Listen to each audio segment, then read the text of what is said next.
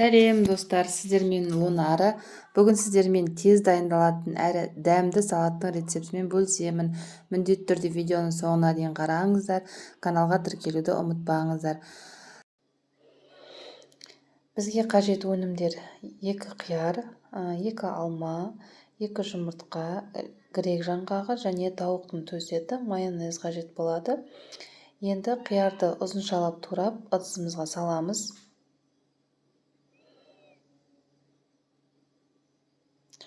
Одан соң алманы да тап солай видеодағыдай ұзыншалап турап аламыз. Тауықтың төс етін де ұзыншалап турап барлығын ыдысқа саламыз. Енді бізге құймақ дайындау қажет болады. Ол үшін біз 2 жұмыртқаны жарып ыдысқа саламыз да шанышқымен араластырып аламыз.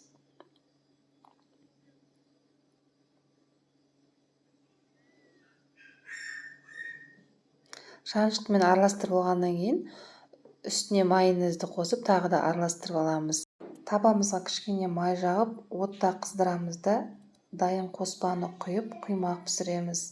Мен блини пісіретін табада пісірдім, өйткені бұл да блини сияқты болып піседі.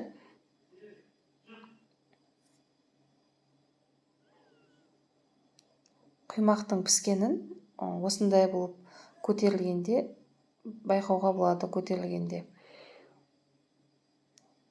Енді екінші жағын алмастырамыз.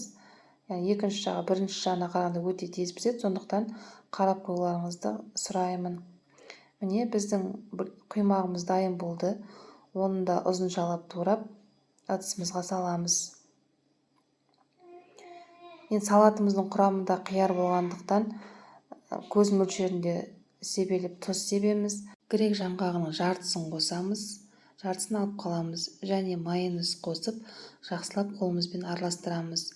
Қасықпен араластырмағандарыңыз жөн, өйткені ішіндегі алма сынып кетуі мүмкін. Сондықтан қолмен араластырамыз. Міне біздің салатымыз дайын болды. Жақсылап ыдысымызға орналастырамыз. Салатымыз өте дәмді шықты. Сіздерге де жасап көруге кеңес беремін.